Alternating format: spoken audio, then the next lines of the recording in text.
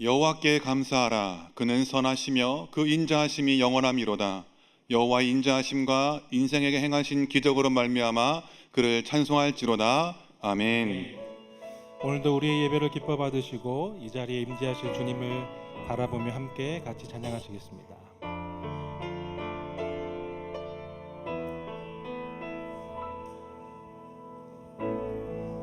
하늘의 문을 여소서, 이곳을 주목하소서. 주를 향한 노래가 꺼지지 않으니 하늘을 열고 보소서. 이곳에 임재하소서. 주님을 기다립니다. 기도의 향기가 하늘에 닿으니 주여 임재하여 주소서. 이곳에 오셔서 이곳에 앉으소서. 이곳에서 드리는 예배를 받으소서. 주님의 주님의 이름만이, 오직 주의 이름만 이곳에 있습니다. 우리 다 함께 일어나셔서 찬양하시겠습니다. 하늘의 문을 여소서. 하늘의 문을 여소서. 이곳을 주목하소서. 주를 향한 노래가 꺼지지 않으니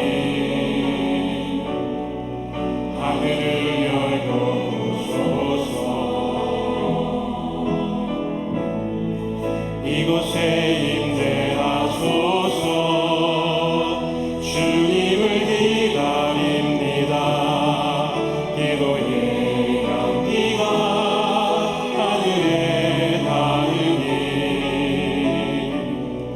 주여 임재하여 주소서. 이곳에 오셔서 이곳에 앉으소서. 이곳에서 드리는 예배를 받으소서. 주님의 주님의 이름만이, 오직 주의 이름만 이곳에 있습니다. 이곳에 오셔서 이곳에 앉으소서. 이곳에서 드리는 예배를 받으소서. 주님의 이름만이, 오직 주의 이름만 이곳에 있습니다. 한 주간의 삶을 돌아보며 함께 기도하겠습니다. 우리 모두는 마음에 상처를 가지고 있습니다. 내면의 깊은 상처는 특정한 순간 표출되어 나와 가족과 이웃에게 또 다른 상처를 주게 됩니다. 진정한 내면의 치유를 위해 우리는 우리의 아버지 하나님께 나아가야 합니다. 이번 한 주 우리의 삶을 돌아보기를 원합니다. 주여, 나의 내면을 진실되게 바라보는 자가 되게 해 주시옵소서. 나의 가치를 증명해 주신 주님을 의지하며 나와 가족과 이웃을 품게 해 주시옵소서. 마음을 열고 함께 기도하겠습니다.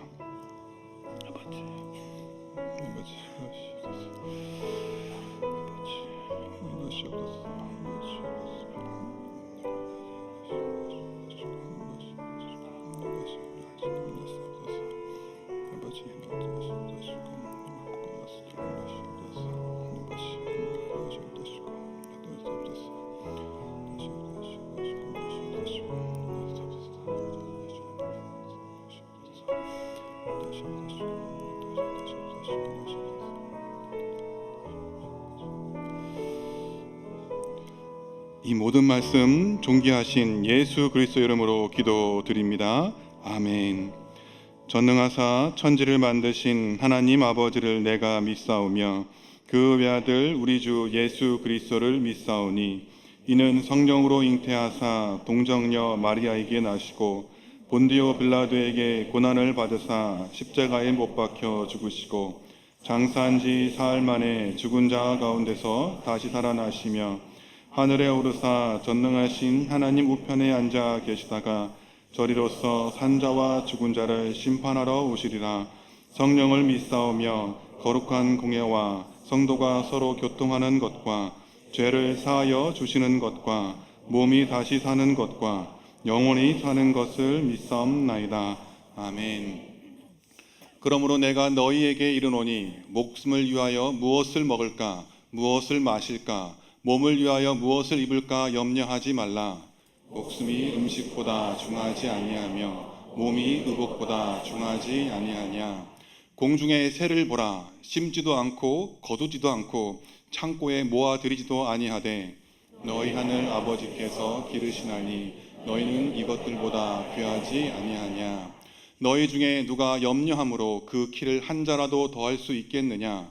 또 너희가 어찌 의복을 위하여 염려하느냐. 들의 백합화가 어떻게 자라는가 생각하여 보라. 수고도 아니하고 길쌈도 아니하느니라. 그러므로 염려하여 이르기를 무엇을 먹을까 무엇을 마실까 무엇을 입을까 하지 말라. 이는 다 이방인들이 구하는 것이라. 너희 하늘 아버지께서 이 모든 것이 너희에게 있어야 할 줄을 아시느니라. 그런즉 너희는 먼저 그의 나라와 그의 의를 구하라. 그래야면 이 모든 것을 너희에게 더하시리라. 아멘. 모두 자리에 앉으시기 바랍니다.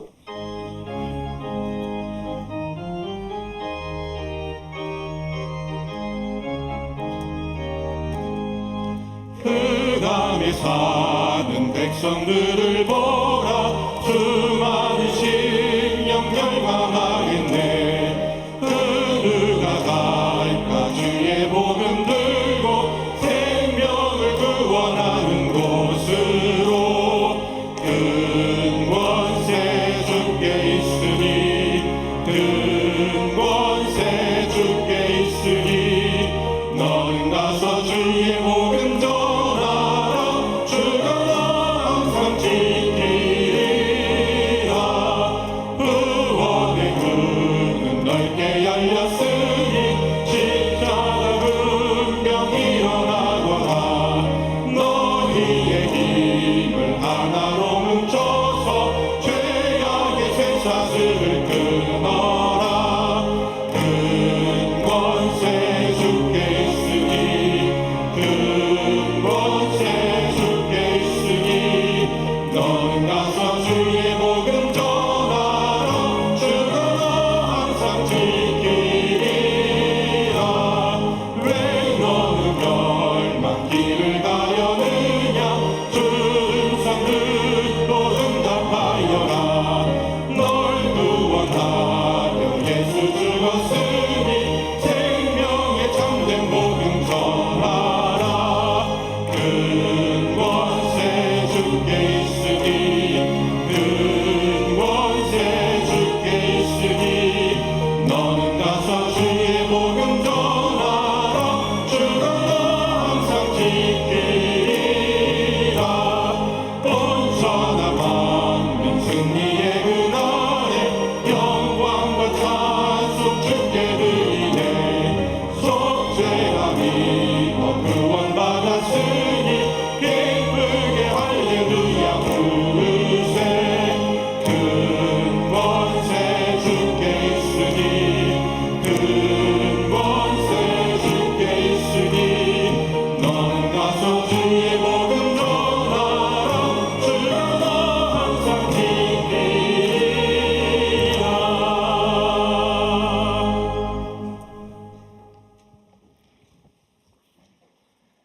사랑이 많으시며 은혜가 한이 없으신 하나님 아버지, 영과 진리로 예배할 때에 우리의 예배를 받으시오며 영광과 찬송을 받아 주시옵소서.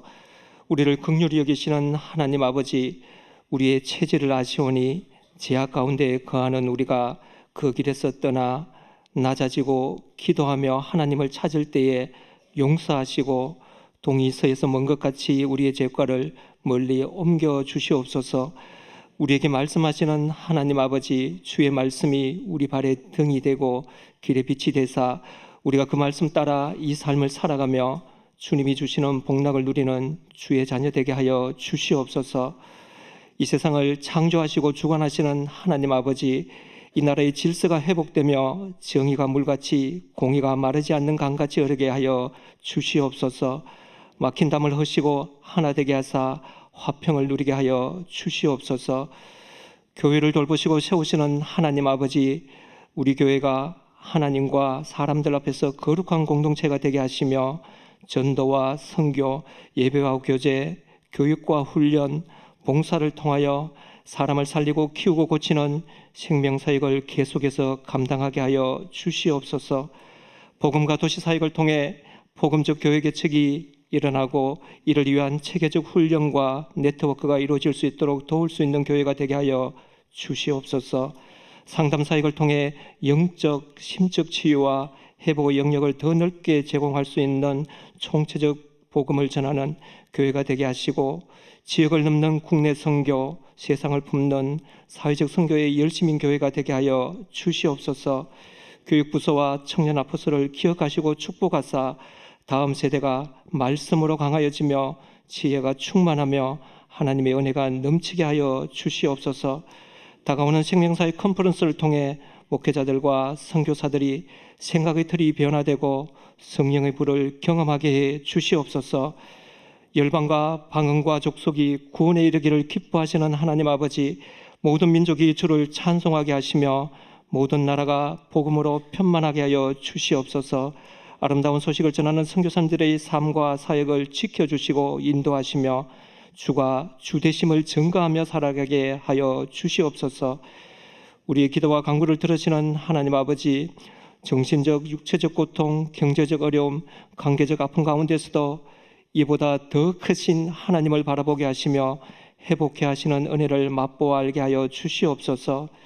담임 목사님께 영성과 지성과 체력을 더하시고 다시 생명사역으로라는 말씀을 선포하실 때에 우리가 마음이 뜨거운 자가 되고 성령을 힘입는 자가 되고 하나님께 합당하게 예배하는 자로 하나님께 인정받는 복음의 일꾼으로 복음을 위해 흩어지는 교회로 그 삶을 살아가게 하여 주시옵소서. 다양한 모습으로 다양한 은사로 교회 각 분야에서 하나님께 헌신하여 드리는 이들의 예배도 기쁘게 받아주시오며 입술을 열어드리는 찬양대의 찬양이 우리 모두의 하나님을 향한 찬양이 되게 하여 주시옵소서. 우리의 구주이시며 우리의 전부이신 예수님 이름 의지하여 기도합니다. 아멘.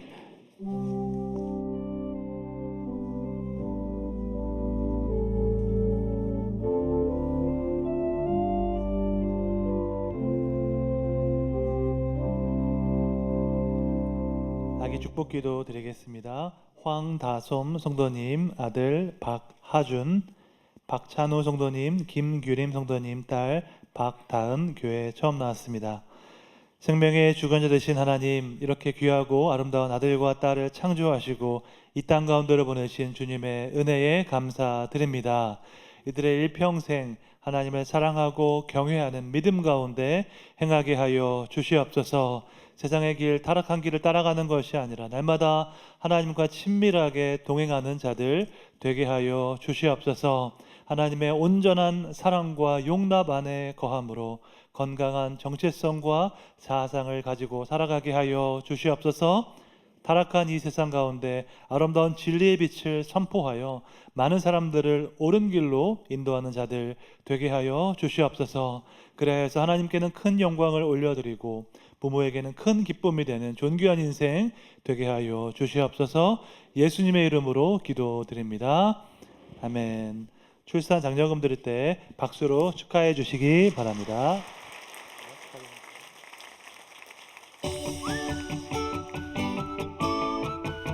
예수님의 마음을 따라가는 영아부.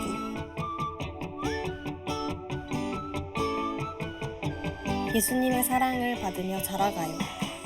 예수님의 성품을 닮아가는 유치부. 예수님의 사랑을 배워가요. 예수님의 사랑을 실천하는 유년부. 예수님의 말씀대로 나아가요. 예수님의 말씀을 살아내는 초등부. 예수님의 말씀을 새기고 실천해요. 예수님의 꿈을 이루어가는 소년부.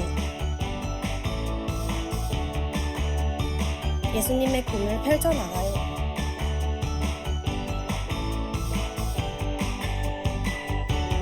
예수님의 빛을 세상에 비추는 청소년부. 예수님의 빛으로 세상을 밝혀요. 믿음의 아이들이 꿈을 꾸고 다음 세대로 성장하는 곳. 대구 동신교회 인테그리티. 태초에 말씀이 계시니라. 이 말씀이 하나님과 함께 계셨으니 이 말씀은 곧 하나님이시니라. 말씀으로 오신 하나님, 그분을 내 손으로 고백합니다. 말씀을 한 글자씩 써내려갈 때 하나님의 약속이 내 삶에 새겨집니다. 나의 소망과 기도가 담긴 고백, 우리의 소원을 주님께 올려드립니다. 나의 손으로 다음 세대에게 남기는 신앙의 고백. 리딩 바이블 성경 필사 시리즈, 예수님의 생애와 가르침이 내 안에 스며듭니다.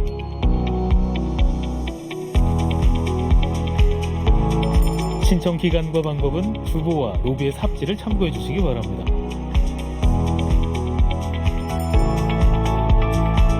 하나님과 나 단 둘만의 시간이 세상에 하나뿐인 성경책이 됩니다. 3월 16일 셋째 주 대구 동신교회 주간 뉴스입니다. 제3회 선교 헌신자 비전 캠프가 3월 2일과 3일 밀양 보현 연수원에서 열렸습니다. 이번 캠프에는 장단기 선교에 헌신한 24명의 청년이 참가했으며 대구 동신 세계선교회와 GBT, GMP, 인터서브, OM, WEC 등 5개 선교단체가 함께했습니다. 박주영 선교 목사는 개회 강의에서 청년들이 생명 선교를 통해 땅끝까지 나아갈 것을 권면했고, 참가자들은 선교단체 대표들과의 멘토링 시간을 통해 선교 헌신 계기와 성경적 가치를 나누고 각 단체의 사역을 소개받는 시간을 가졌습니다. 지난 3월 9일 주일 대구 동신교회 당회원 리트릿이 개최됐습니다. 이번 리트릿에서는 당회원들이 함께 2025년 대구 동신교회의 당면 과제들을 논의하고 담임 목사님의 목회 비전과 방향을 공유하며 공감대를 형성하는 시간을 가졌습니다. 행사는 총 4개의 세션의 주제 발표 및 질의응답으로 진행됐으며 당회원들은 교회의 현안에 대해 활발하게 의견을 나누며 토론했습니다. 공식 일정 후에는 함께 식사하며 교제하는 시간을 가졌습니다. 여전도의 원래회가 3부 예배 후에 있습니다. 예수생명 열방기도회가 3월 17일 월요일 오후 7시 30분 비전관 기쁨홀에서 있습니다. 봄맞이 교회 대청소가 4월 5일 토요일 오전 10시에 있습니다. 성도님들의 많은 관심과 참여를 부탁드립니다. 2025년 하계 작년 단기 선교 팀원을 모집합니다. 모집 국가는 S국, 베트남, 튀르키예이며 오늘까지 신청을 받습니다. 국내 선교 유적지 탐방을 모집합니다. 4월 22일과 26일에 경북 영주, 영천, 안동을 돌아보는 일정입니다. 3월 25일 화요일 오전 10시부터 선교회 홈페이지를 통해 신청받습니다. 제9회 생명사역 컨퍼런스가 4월 28일부터 30일까지 진행됩니다. 3월 24일부터 신청이 시작됩니다. 주변 목회자들이 등록할 수 있도록 안내해 주시기 바랍니다. 3월 20일 토요일 결혼 광고입니다. 김창수 집사의 딸 김유경 양과 고홍규 군의 결혼식이 엠스타하우스에서, 백영태 집사의 장남 백선웅 군과 청년아포슬 김혜운 양의 결혼식이 호텔 인토불고 웨딩에서, 이정영 권사의 장남 성시원 군과 홍주혜 양의 결혼식이 서울 아펠가목 공덕에서, 문영숙 집사의 딸 정수야 양과 이주엽 군의 결혼식이 엠스타하우스에서, 이상훈 집사의 장남 이영걸 군과 정지혜 양의 결혼식이 수성 스퀘어에서, 청년아포슬 황선영 양과 김도성 군의 결혼식이 웨딩 메르디앙에서 있습니다. 김영학 집사의 장남 김성화 군과 청년아포슬 이표현 양의 결혼과 청년아포슬 김새별 양과 변민우 군의 결혼을 축하해 주셔서 감사드립니다. 양천석 집사의 부친 장례에 위로해 주심을 감사드립니다.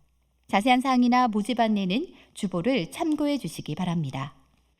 장례 광고입니다. 22일 중그룹 이사랑방 신민정 집사 나종민 성도의 모친께서 소천하셨습니다.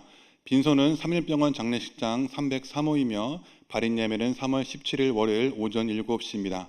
성도님들의 많은 위로 부탁드립니다. 성도님들께서는 들어오실 때 헌금함에 이미 헌금을 하셨습니다. 못하신 분들은 나가실 때 하시거나 계좌로 보내실 수 있습니다. 헌금은 우리의 모든 소유가 하나님께로부터 왔음을 인정하는 예배입니다.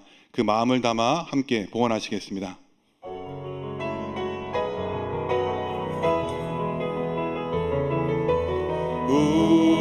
우리에게 향하신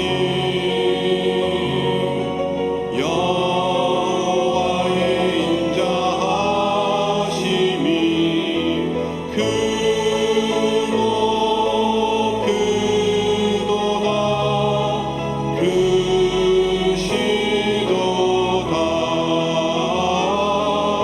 크고 크도다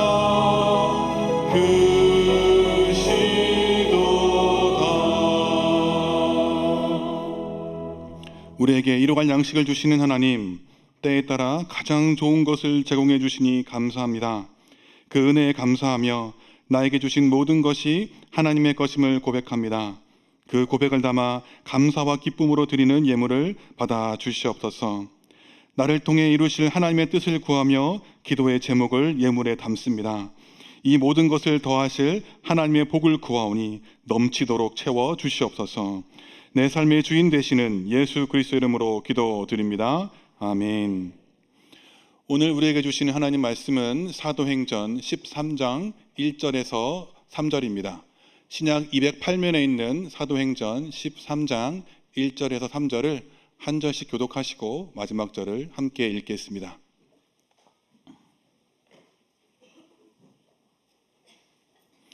안디옥 교회에 선지자들과 교사들이 있으니 곧 바나바와 니게르라 하는 시므온과 구레네 사람 루기오와 분봉왕 헤롯의 젖동생 마나엔과 및 사울이라. 주를 섬겨 금식할 때에 성령이 이르시되 내가 불러 시키는 일을 위하여 바나바와 사울을 따로 세우라 하시니 함께 읽겠습니다. 이에 금식하며 기도하고 두 사람에게 안수하여 보내니라. 아멘.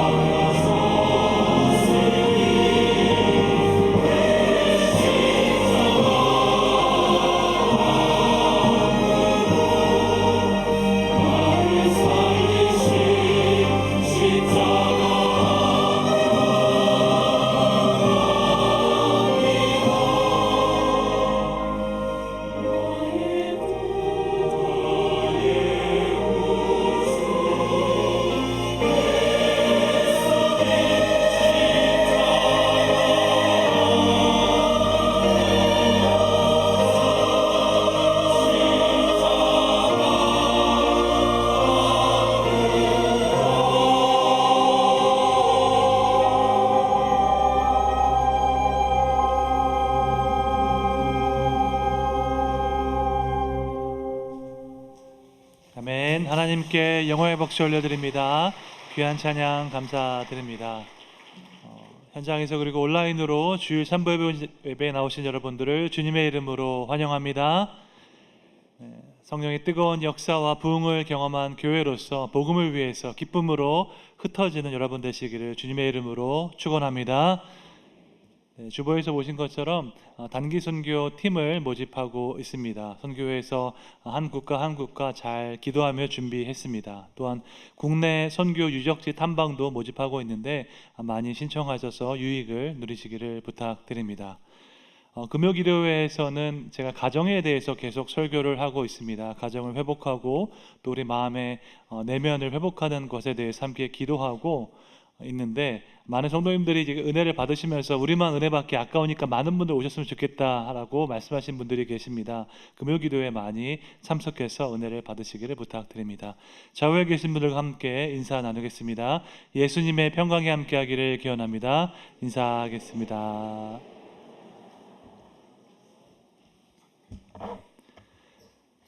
우리 교회의 비전인 생명사역에 대해서 시리즈 설교를 하고 있습니다. 생명사역자의 태도와 5대 사역에 대해서 말씀드렸습니다. 지난주에는 상담사역, 회복사역에 대해서 말씀드렸습니다. 복음으로 사람을 살리고 키우고 고치는 사역에서 고치는에 해당하는 사역입니다. 모든 사람의 마음에는 상처가 있기 때문에 하나님의 사랑으로 치유를 받아야 합니다. 지금까지도 노력해왔지만 앞으로 상담사역에 더욱더 힘을 쓰고자 합니다. 하나님께서 좋은 사역자분을 연결해 주셔서 체계적으로 준비를 하고자 합니다. 지난주 당회 리트릿에서 구체적으로 논의하고 기도하는 시간을 가졌습니다. 오늘은 또 다른 사역에 대해서 말씀드리고자 합니다. 그것은 국내 선교입니다. 우리가 흔히 선교하면 해외 선교를 생각하지요. 비행기 타고 다른 나라에 가서 복음을 전하는 것이 선교라고 생각합니다. 그런데 선교를 정의할 때 지리적으로 다른 나라에 가는 것만을 의미하지는 않습니다. 복음을 들고 사회적 장벽, 문화적 장벽을 넘어가는 모든 사역이 선교입니다. 그러므로 한국 안에서도 얼마든지 선교 사역을 섬길 수 있습니다. 우리 교회가 위치한 이 수성구를 넘어서 다른 지역, 다른 계층, 다른 문화의 이들에게 찾아가서 복음을 전하는 것도 선교입니다. 농촌 지역과 같은 특수한 상황, 보육원, 미혼모와 같은 특수한 상황에 있는 사람들을 섬기는 것도 선교입니다. 이것을 해외 선교와 구분하기 위해서 편의상 국내 선교라고 부를 수도 있겠습니다. 코로나 이후에 사회가 양극화되고 있습니다. 잘 사는 사람은 더 잘 살게 되고 힘든 사람은 더 힘들게 되었습니다. 교회 역시 마찬가지이죠. 대형 교회는 더 커지고 소형 교회는 더 어려움을 겪고 있습니다. 하나님의 은혜 가운데 우리 교회는 코로나 이전보다 더 많은 분들이 모이고 계십니다. 교회 재정도 코로나 이전보다 20% 이상 늘었습니다. 이것은 절대로 당연한 일이 아니고 저절로 이루어진 일도 아닙니다. 하나님의 크신 은혜이고 많은 분들의 기도와 헌신으로 이루어졌습니다. 어떤 사람들은 대형 교회가 그냥 가만히 있으면 성장하는 줄 압니다. 큰 착각이지요. 우리 교회 교육자들과 성도님들이 얼마나 헌신적인지 모르는 말입니다. 동신교회 성도하는 것도 힘든데 동신교회 중직하는 것, 순장으로 섬기는 것은 정말로 큰 헌신입니다. 그럼에도 불구하고 수많은 성도들이 성령 충만한 가운데 기쁨으로 헌신하기 때문에 우리 교회가 생명사역을 감당하는 줄로 믿습니다. 더 이상 부흥을 말하지 않는 시대에 하나님의 부흥을 경험하는 것은 너무나 기쁘고 감사한 일입니다. 그런데 그와 동시에 우리의 마음 가운데 무거운 책임감도 있습니다. 왜냐하면 여전히 많은 교회들이 어려움을 겪고 있기 때문이지요. 우리 교회는 부흥하고 있는데 지역의 많은 교회들은 어려움을 겪고 있습니다. 재정적인 어려움, 사역적인 어려움, 구조적인 어려움을 겪고 있습니다. 다른 교회들은 다 힘들어하는데 우리만 평안하다고 마냥 기뻐할 수는 없습니다. 왜냐하면 우리 하나님은 공의로우신 하나님이시기 때문입니다. 성경은 하나님의 공의를 이렇게 말씀하고 있습니다. 누가복음 12장 48절 함께 읽겠습니다. 무릇 많이 받은 자에게는 많이 요구할 것이요 많이 맡은 자에게는 많이 달라 할 것이니라. 아멘. 인간적으로 생각하면 많이 받은 것은 좋은 일입니다. 나 혼자서 이렇게 많이 누릴 수 있으니까 좋은 일이죠. 하지만 하나님의 공의를 기억한다면 많이 받은 것이 꼭 좋은 일만은 아닙니다. 그만큼 감당해야 하는 책임도 막중하기 때문입니다. 많이 받은 자에게 많이 요구하시는 하나님의 공의를 기억해야 합니다. 개인적인 차원에서도 기억해야 하고 또한 교회적인 차원에서도 기억해야 합니다. 하나님께서 우리에게 복을 주신 것은 우리만 특별히 더 사랑해서가 아닙니다. 하나님은 우리를 사랑하시는 만큼 다른 사람도 사랑하시고 다른 교회도 사랑하십니다.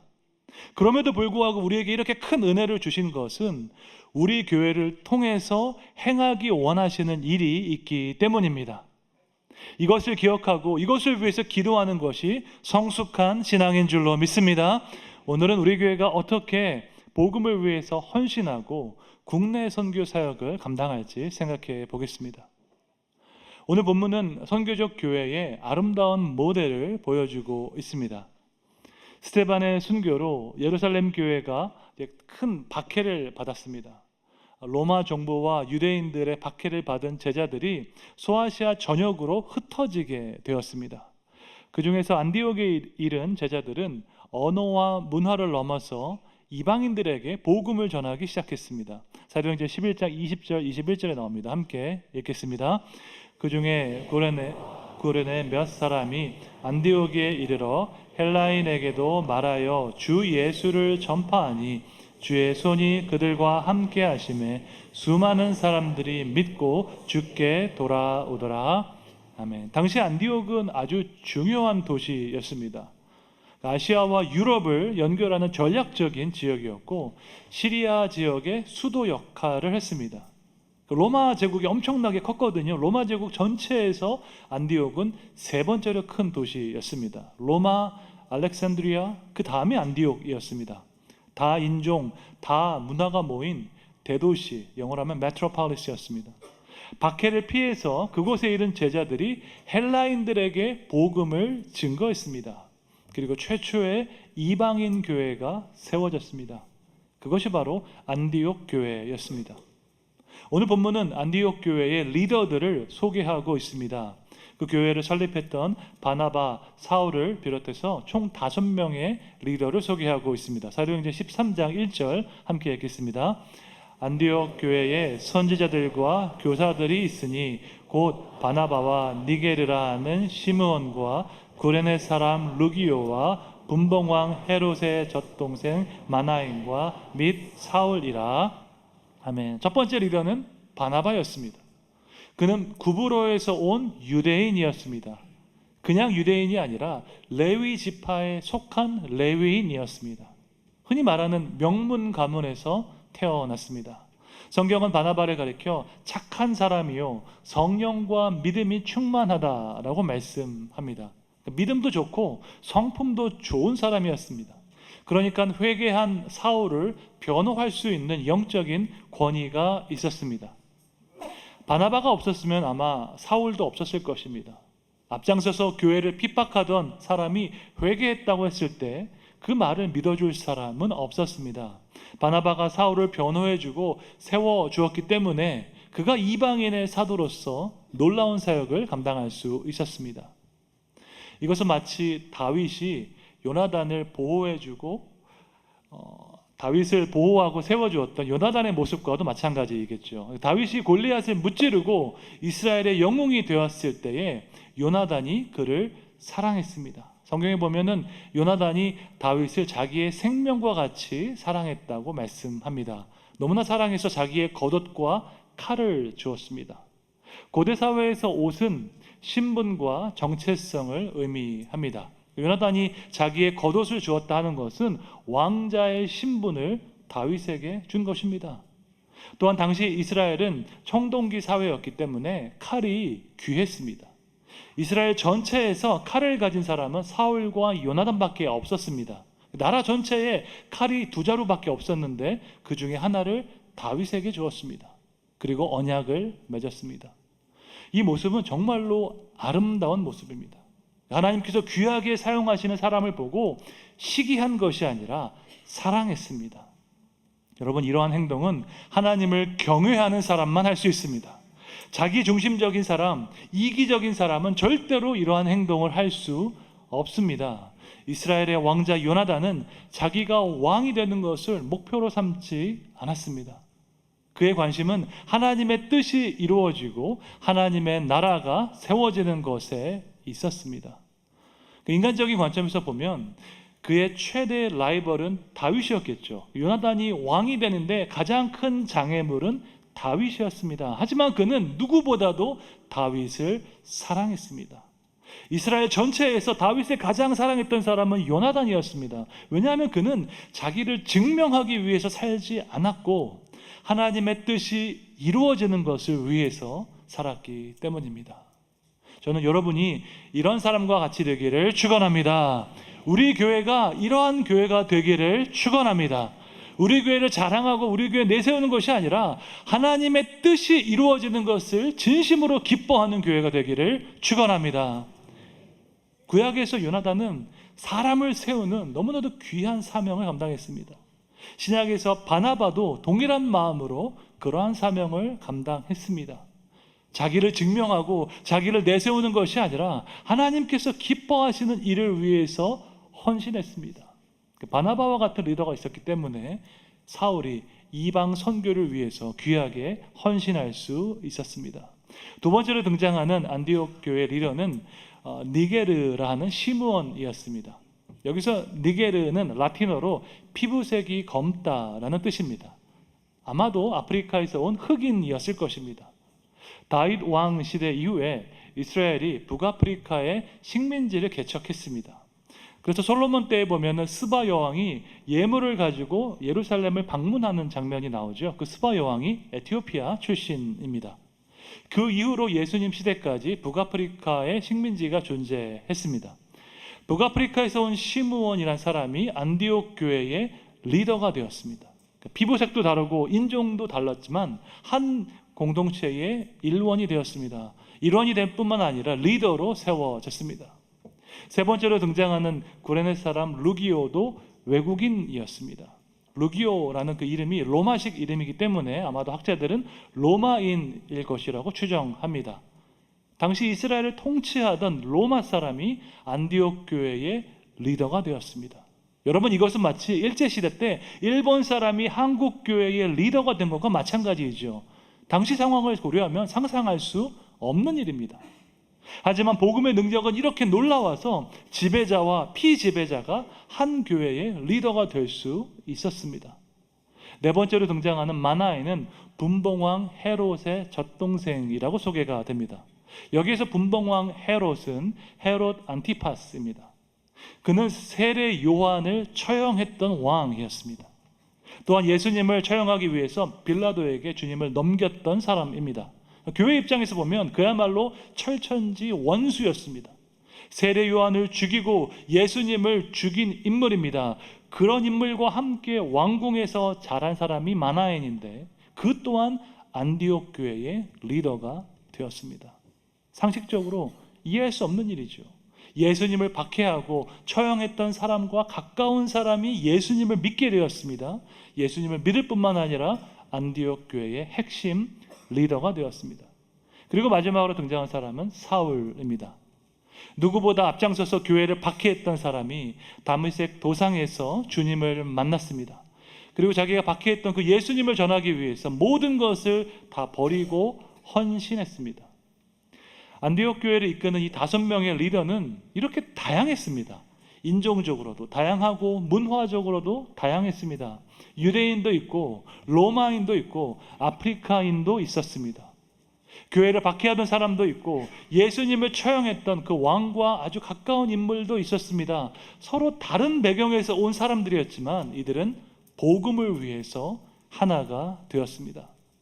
그리스도를 섬기는 한 교회를 이루기 위해서 또한 복음을 증거하기 위해서 아름답게 하나가 된 것입니다. 여러분, 이것이 바로 교회의 놀라운 모습입니다. 예수님의 교회에는 누구나 다 들어올 수 있습니다. 인종적, 문화적, 정치적 차별이 없습니다. 사회 어떤 계층에서도 교회로 들어올 수 있습니다. 예수님을 구주로 영접하는 모든 사람은 교회로 들어올 수 있습니다. 이것이 바로 복음을 위한 아름다운 연합입니다. 예수님은 제자들이 서로 사랑할 것을, 하나 될 것을 명령하셨습니다. 요한복음 13장 34절 35절입니다. 함께 읽겠습니다. 새 계명을 너희에게 주노니 서로 사랑하라. 내가 너희를 사랑한 것 같이 너희도 서로 사랑하라. 너희가 서로 사랑하면 이로써 모든 사람이 너희가 내 제자인 줄 알리라.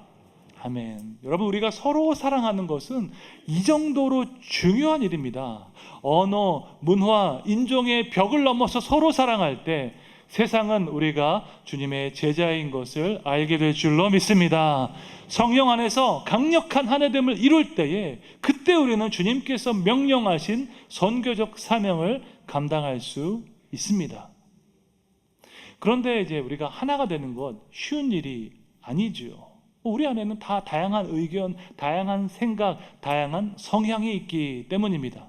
이렇게 많은 사람들이 하나 되기 위해서 반드시 필요한 것이 있습니다. 그것은 자기를 비워 종의 형체를 가지는 겸손입니다. 수많은 사람이 강력한 하나됨을 이루기 위해서는 자기를 비우는 일이 필요합니다. 나를 주장하고 나를 내세우면 하나됨을 이룰 수가 없습니다. 하나됨을 이룰 수가 없다면 아무리 숫자가 많아도 그야말로 오합지졸입니다. 여러분, 병사가 아무리 많아도 오합지졸로 있으면 하나도 무섭지 않습니다. 진짜 강력한 부대는 대장의 명령에 일사불란하게 움직이는 부대입니다. 우리의 대장은 남들 위에 군림하는 그러한 리더가 아닙니다.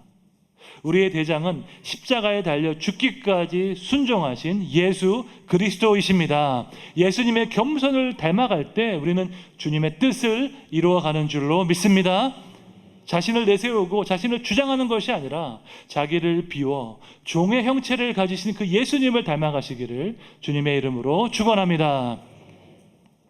성령의 은혜 가운데 안디옥 교회는 놀라운 부흥을 경험했습니다. 헌신된 리더, 성숙한 리더인 바나바와 사울이 교회의 영적인 기초를 닦았습니다. 그곳에 1년 동안 머물면서 큰 무리를 가르쳤다고 말씀합니다. 사도행전 11장 26절 함께 읽겠습니다. 만남에 안디옥에 데리고 와서 둘이 교회에 1년간 모여 있어 큰 무리를 가르쳤고 제자들이 안디옥에서 비로소 그리스도인이라 일컬음을 받게 되었더라. 아멘. 안디옥에서 예수님을 믿은 자들에게 별명이 생겼습니다. 그것은 그리스도인이었습니다. 그리스도인이라는 단어의 의미는 그리스도를 따르는 사람이라는 뜻입니다. 영어로 하면 크리스찬이겠죠. 기독교 역사에서 성도들이 스스로를 크리스찬이라고 주장하지 않았습니다. 세상 사람들이 성도의 모습을 보고 크리스찬이라는 호칭을 붙여주었습니다. 왜냐하면 그들이 살아가는 방식은 세상과 달랐기 때문입니다. 예나 지금이나 세상에서는 성공을 위해서 수단과 방법을 가리지 않습니다. 더 많은 돈을 벌기 위해서 무슨 일이든지 할 수 있습니다. 다른 사람을 착취하고 다른 민족을 배타적으로 대할 수 있습니다. 하지만 안디옥 교회 성도들은 달랐습니다. 그들은 언어, 문화, 인종과 상관없이 서로를 사랑하고 품어주었습니다. 세상에서 성공하는 것을 목표로 삼지 않고 서로 사랑하는 것을 목표로 삼았습니다. 다른 민족을 착취하지 않았고 오히려 가난한 자와 고아들을 돌봐주었습니다. 그들이 살아가는 방식은 세상과 너무나도 달랐습니다. 그래서 다른 호칭이 필요했습니다. 세상과 구별되는 호칭이 필요했습니다. 그래서 그들이 믿고 따르는 그 그리스도를 따서 그리스도인이라고 불렀습니다. 여러분, 이것은 너무나도 자랑스러운 호칭입니다. 그리스도인이라는 호칭을 처음으로 들었던 그곳이 바로 안디옥 교회였습니다. 그런 의미에서 안디옥 교회는 아주 건강한 교회였습니다. 예배 가운데 놀라운 은혜를 경험한 교회였습니다. 성령의 역사를 따라 전도와 구제에 힘썼습니다. 글라디오 황제 때 큰 흉년이 있었는데 그때 안디옥 교회에서 예루살렘 교회로 구제 헌금을 보냈습니다. 세워진 지 얼마 안 된 이런 새로운 교회가 역사와 전통을 자랑하는 예루살렘 교회를 도와준 것입니다. 안디옥 교회는 영적으로 살아있는 교회였고 헌신된 교회였습니다. 여러 가지 의미에서 저는 우리 교회가 안디옥 교회와 비슷한 면이 있다고 생각합니다. 예배 가운데 은혜가 넘치고 교육과 훈련에 적극적으로 동참합니다. 그리고 전도와 선교에 헌신하는 아름다운 전통이 있습니다.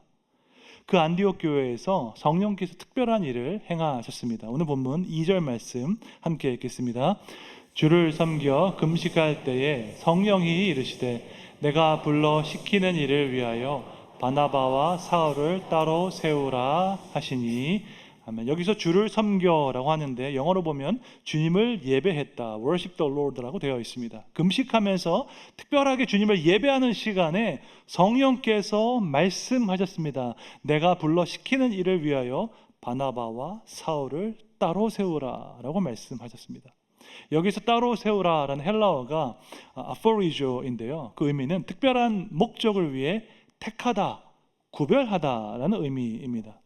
성령께서 바나바와 사울을 특별하게 택하고 구별하셨다는 의미입니다. 이 단어는 사도 바울의 사역에서 아주 중요성을 가지고 있습니다. 갈라디아서에 보면 바울이 자신의 사명을 설명할 때 이와 동일한 헬라어를 사용했습니다. 갈라디아서 1장 15절 함께 읽겠습니다. 그러나 내 어머니의 태로부터 나를 택정하시고 그의 은혜로 나를 부르신 이가, 하나님께서 어머니의 태로부터 바울을 택정하셨습니다. 특별한 목적을 위해서 그를 택하시고 부르셨습니다. 그 특별한 목적은 바로 복음을 전하는 일이었습니다. 여러분, 복음을 전하는 것은 새로운 종교를 전파하는 것이 아닙니다. 새로운 예배 장소를 전하는 것도 아닙니다. 이전에는 로마 신전에서 예배했지만 이제는 교회에 와서 예배해라 라고 초청하는 것이 아닙니다. 복음을 전하는 것은 새로운 관계로 초청하는 것입니다. 우리를 가장 사랑하시는 분, 우리가 누구인지 우리의 정체성을 말씀해 주시는 분, 우리가 될 수 있는 그 최고의 모습을 미리 보시고 선포해 주시는 하나님과의 관계로 초청하는 것입니다. 그 놀라운 사랑의 관계 안에서 우리는 진정한 변화를 경험할 수 있습니다. 왜냐하면 사람을 변화시키는 것은 지식이 아니고 종교가 아니고 관계이기 때문입니다. 국제적으로 호평을 받은 영화 중에서 Three Seasons라는 베트남 영화가 있습니다. 1999년에 개봉한 이 영화에는 인력거를 끄는 하이라는 인물과 매춘부 렌이라는 여성이 등장합니다. 아리따운 여성 그 렌은 지독하게 가난한 집안에서 태어나서 매춘부의 삶을 살게 되었습니다. 매일 밤 화려한 호텔에서 밤을 보내지만 그녀는 노예 같은 취급을 당할 뿐입니다. 이 가난한 하인은 렌을 사랑했지만 그녀를 위해서 해줄 수 있는 것이 아무것도 없었습니다. 그러던 중에서 하인은 인력거 경주 대회에 나가서 우승을 하게 됩니다. 그렇게 받은 상금으로 하인은 렌과 함께 하기 위해서 화대를 치르고 호텔로 데려갑니다. 그리고 아무것도 하지 않고 렌이 편안하게 하룻밤을 쉴 수 있도록 도와줍니다.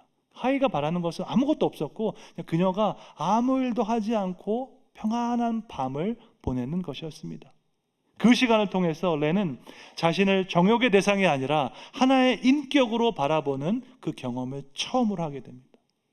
그렇게 진정한 사랑을 경험했을 때 렌은 과거의 삶, 매춘부의 삶으로 돌아갈 수 없었습니다. 나를 존귀히 여기는 그 인격을 만날 때 그때 우리는 인생의 가치를 깨닫기 때문입니다. 함부로 죄를 짓는 사람, 내 정욕대로 살아가는 사람은 자기 인생의 가치를 모르는 사람입니다. 나를 진정으로 사랑하는 그 인격을 만날 때 우리는 인생을 함부로 살 수 없게 됩니다. 나 같은 죄인, 어메이징 그레이스 찬송가를 쓴 존 뉴턴 목사님은 이러한 찬송가를 썼습니다. 우리의 쾌락과 의무가 전에는 정반대였으나 아름다운 주를 본 뒤로 서로 하나가 되었도다라고 고백했습니다. 여러분 잘 생각해 보십시오. 이거 너무너무 아름답고 놀라운 고백입니다. 하나님을 만나기 전에 우리 안에는 두 마음이 싸우고 있었습니다. 육체의 쾌락을 따르고 싶은 마음과 도덕적 의무를 다해야 하는 그 마음이 서로 싸우고 있었습니다. 그런데 하나님의 놀라운 사랑을 경험한 이후에 이 두 마음은 하나가 됩니다. 왜냐하면 내가 진정으로 원하는 기쁨은 육체의 쾌락이 아니라 하나님을 사랑하는 것에 있기 때문입니다. 하나님의 뜻에 순종하는 것과 하나님을 사랑하는 것은 둘로 나누어진 것이 아니라 하나로 연결되어 있다는 것을 깨닫게 됩니다. 이것이 바로 복음의 능력입니다. 복음을 전하는 것은 새로운 종교를 전하는 것이 아닙니다. 복음을 전하는 것은 하나님과의 새로운 관계로 초대하는 것입니다. 이것은 인간이 할 수 있는 가장 위대한 사명인 줄로 믿습니다. 이렇게 특별한 목적을 위해서 하나님은 바나바와 사울을 택하셨습니다. 마찬가지로 주님은 복음의 사명을 위해서 여러분 한 사람 한 사람을 택하시고 구별하신 줄로 믿습니다. 하나님께서 그렇게 택하신 이들을 이 세상 가운데로 보내십니다. 죄로 타락한 이 세상, 하나님의 사랑을 알지 못하는 이 세상에 보내셔서 하나님과 화목하게 만들기 원하십니다. 이렇게 보냄받은 사람을 가리켜서 선교사라고 부릅니다. 선교적 교회는 다른 것이 아닙니다. 복음을 전하기 위해서 세상으로 보냄받은 사람들의 모임이 바로 선교적 교회입니다. 미국의 팀 켈러 목사님은 이렇게 말씀하셨습니다. 교회를 향한 하나님의 뜻은 흩어지는 것이다. 그리스도인들이 세상 속으로 들어가 사는 것이다. 말씀과 행동으로 섬기며 복음을 전파하며 정의를 시행하는 것이다. 선교적 교회는 사람들을 정의의 집행자로서 세상에 파송하는 교회이다 라고 말씀하셨습니다. 여러분, 이렇게 주일에 교회에 모여서 예배하고 기도하는 것 아름다운 일입니다. 하나님 보시기에 너무나도 귀한 일입니다. 이렇게 모여서 은혜를 경험하고 성령을 경험했다면 이제 우리가 해야 할 일이 있습니다. 그것은 세상으로 흩어지는 것입니다. 복음을 들고 복음이 필요한 이 세상을 향해서 나아가는 것입니다. 그래서 사도행전을 보면 흩어짐, 모임이 반복되고 있습니다. 스데반의 순교로 박해가 시작되어서 예루살렘 교회가 소아시아 지역 전역으로 흩어졌습니다. 지리적 경계, 문화적 경계를 넘어서 다양한 지역에 흩어졌습니다. 그렇게 흩어진 중에 안디옥 교회가 세워져서 다시 모이게 되었습니다. 큰 무리가 모여서 성령의 역사를 체험하고 하나님의 은혜를 체험했습니다. 유럽과 아시아를 연결하는 요충지에 아주 중요한 교회가 세워졌습니다. 그리고 또 성령께서 역사하셔서 바나바와 사울을 보내십니다. 한 곳에 모여있지 말고 성령의 인도하심에 따라서 세상을 향해서 흩어지라고 말씀하십니다. 모이고 흩어지는 것은 선교적 패턴인데 사도행전이 증거하고 있는 패턴입니다. 안디옥 교회는 성령의 인도하심에 순종했습니다. 다시 금식하고 기도하는 가운데 바나바와 사울을 파송했습니다. 본문 3절에 나옵니다. 함께 읽겠습니다. 이에 금식하고 기도하고 두 사람에게 안수하여 보내니라. 아멘. 안디옥 교회는 그들의 가장 중요한 리더 2명을 파송했습니다. 성령의 인도하심에 순종해서 교회의 기초를 세운 바나바와 사울을 파송했습니다. 이 두 사람을 파송하며 안디옥 교회 성도들의 마음은 어땠을까요? 기쁘고 행복했을까요? 아니면 아쉬움과 안타까움이 있었을까요? 아마 둘 다 있었을 것입니다. 하나님의 뜻을 행하는 기쁨도 있었을 것이고 또 가장 사랑하고 존경하는 리더를 파송하는 아쉬움도 있었을 것입니다. 하지만 그들은 주저하지 않았고 성령의 인도하심에 기쁨으로 순종했습니다.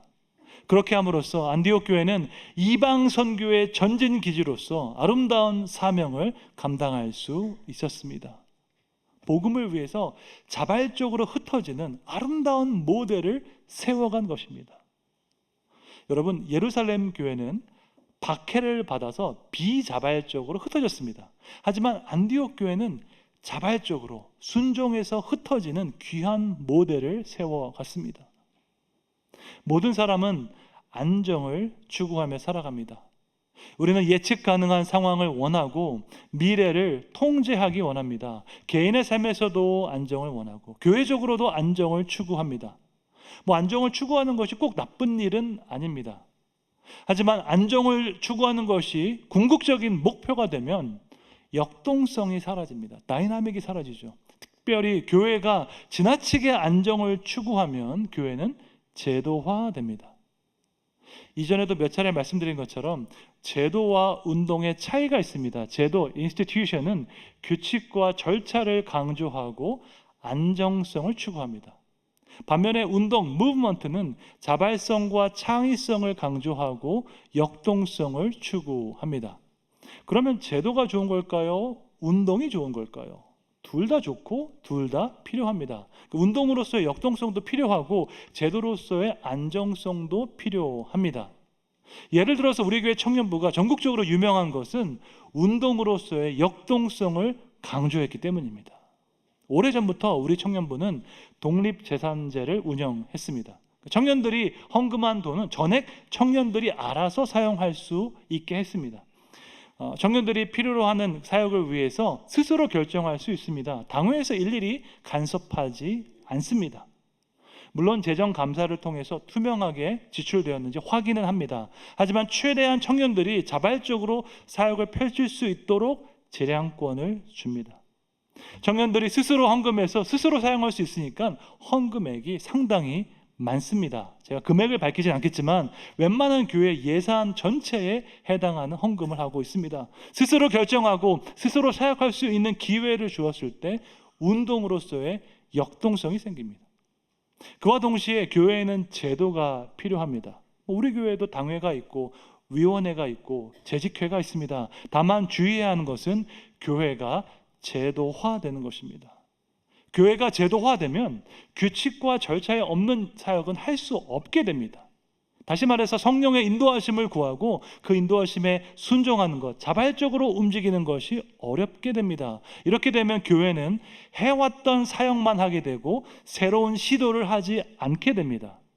우리에게 익숙하고 편안한 안전지대, 컴포트 존 안에만 머물게 되는 것입니다. 그렇게 되면 그 교회는 영적으로 가라앉게 되어 있고 젊은 세대가 떠나게 되어 있습니다. 그래서 주님은 우리에게 안전지대를 벗어나라고 도전하십니다. 우리끼리 모여서 우리끼리만 좋은 그런 분위기를 탈피하라고 말씀하십니다. 아직도 복음을 듣지 못한 사람들이 많이 있으니까 그들을 향해서 믿음으로 나아가라고 말씀하고 계십니다. 잘 아시는 것처럼 1907년도에 평양에서 대부흥이 일어났습니다. 기독교 역사를 살펴보면 부흥을 경험한 나라와 부흥을 경험하지 못한 나라 사이에는 엄청난 차이가 있습니다. 예를 들어서 미국과 영국은 부흥을 경험했습니다. 그래서 전 세계 어디를 가도 미국 선교사, 영국 선교사가 많이 있습니다. 반면에 프랑스는 부흥을 경험한 적이 없습니다. 그래서 프랑스는 선교사도 적고 사회도 매우 세속화되었습니다. 평양 대부흥은 초기 한국 교회의 성격을 규정하는데 형성하는데 아주 중요한 역할을 했습니다. 그리고 그 중심에는 평양 장대현 교회가 있었습니다. 길선주 목사님의 리더십 아래 성령의 놀라운 그런 역사를 체험한 장대현 교회는 교회 개척 운동을 펼쳐 나갔습니다. 남쪽으로는 남문외 교회, 북쪽으로는 창동교회, 동쪽으로는 산정형교회, 그리고 서쪽으로는 서문외 교회를 세웠습니다. 장대현 교회를 통해서 평양 지역에 세워진 교회가 50개에 달했습니다. 이로 인해서 평양은 동방의 예루살렘이라고 불리게 되었습니다. 성령의 역사, 부흥을 체험한 교회는 편안하게 있지 않습니다. 내가 경험한 이 복음을 증거하기 위해서 바깥으로 나아가고 흩어지게 되어 있습니다. 그렇게 안전지대 밖으로 나아갈 때 교회는 운동으로서의 역동성을 가지게 됩니다. 정체되고 가라앉는 것이 아니라 성령의 능력을 경험하고 하나님의 특별한 은혜를 더 깊이 체험하게 됩니다. 지난주 서울에서 GMF 이사회가 있었습니다. GMF는 복음주의 4인방 목사님들께서 세우신 선교단체의 연합체입니다. 파송단체, 훈련단체, 연구단체 등 총 11개 단체에 1000명의 선교사님들께서 전 세계에서 사역하고 계십니다. 우리 교회 선교사님들이 많이 사역하는 GMP 단체도 여기에 속해 있습니다. 매년 이사회를 할 때마다 우리 동신교회가 얼마나 귀한 사역을 섬기고 있는지 칭찬을 많이 듣습니다. 최근에는 환율이 폭등해서 선교사님들이 어려움을 겪고 있습니다. 그런데 우리 교회는 선교비를 달러로 책정해서 환율 변동이 생기면 환차손을 지원해 줍니다. 이러한 정책이 얼마나 시급한지 한 선교단체 대표님께서 말씀하셨습니다. 또 다른 대표님은 8년 만에 열리는 GMP 선교 총회 때 우리 교회 청년들이 MK 사역을 섬겨주어서 너무나도 고맙다고 말씀하셨습니다. 우리 교회 청년들이 올 7월에 강원도에 가서 선교 총회 기간에 MK 사역을 섬기기로 했습니다. 여러분, 이런 사역이 복음을 위해서 흩어지는 사역입니다. 올 여름에는 꿈넘어 꿈 프로젝트에 선정된 농촌교회를 섬기러 나가려고 준비하고 있습니다. 지역사회를 섬기는 플리마켓도 준비하고 있고요.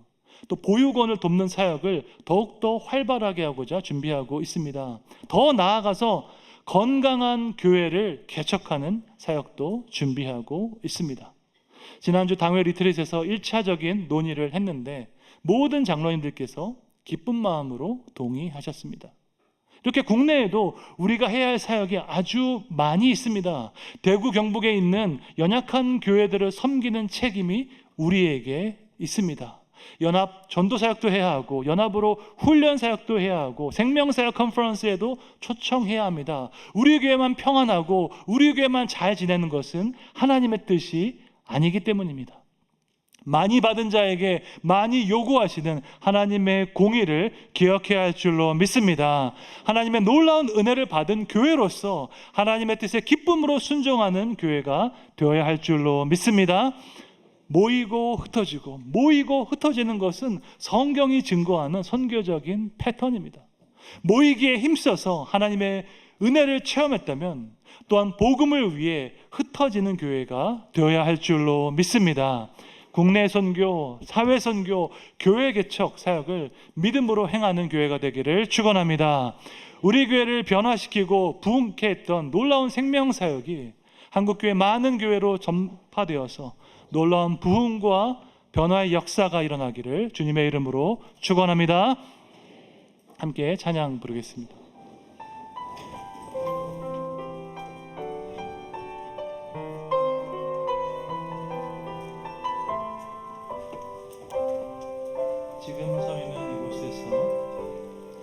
지금 서 있는 이곳에서 높임을 받으소서.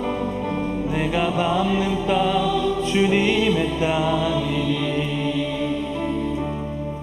하늘이 주의 이름 높이 올리며 넓은 바다가 주를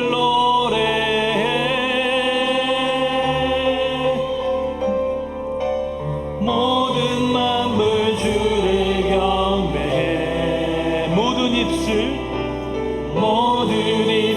주를 찬양해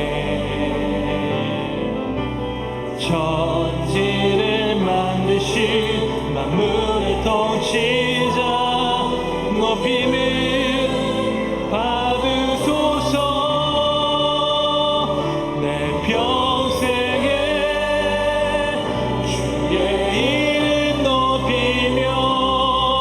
어느 곳에서든지 주님을 예배하리라.